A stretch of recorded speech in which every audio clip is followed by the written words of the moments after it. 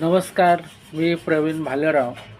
पहलगाममध्ये दहशतवाद्यांनी केलेल्या हल्ल्यात 26 पर्यटक मारले गेले. 22 एप्रिल रोजी हा हल्ला झाला असून तेव्हापासून सुरक्षा यंत्रणांनी या दहशतवाद्यांचा छडा लावण्यासाठी मोहीम उघडली आहे.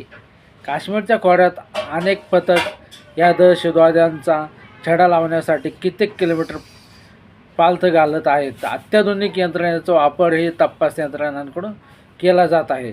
हल्ला झाल्यापासून 5 दिवसात 4 वेळा या दहशतवाद्यांचा ठावठिकाणा तपास यंत्रणांना लागला खरा, पण गर्द जंगलाचा आश्रय घेत त्यांनी पळ काढला.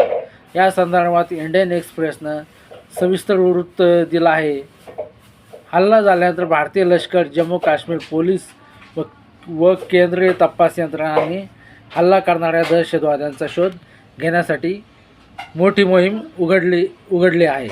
स्थानिक नागरिक, गुप्तहेर खातं यांच्यामार्फत या दहशतवाद्यांची माहिती गोळा केली जात आहे. त्या माहितीच्या आधारेच हल्ल्यानंतर आत्तापर्यंत तब्बल 4 वेळा या दहशतवाद्यांचा ठावठिकाणा तपास पथकांना समजला, पण घनदाट जंगलाचा फायदा घेत दहशतवाद्यांनी तिथून पळ काढल्याचं लष्कराने एका वरिष्ठ अधिकाऱ्याने इंडियन एक्सप्रेसला सांगितलं. गेल्या 5 दिवसात 4 वेळा दहशतवाद्यांचा ठावठिकाणा लागला. तपास पथकांना लागलीच कारवाईची केली, पण दहशतवादी तिथून पळून गेले. एकता तर दोन्ही बाजूंनी गोळीबारही झाला.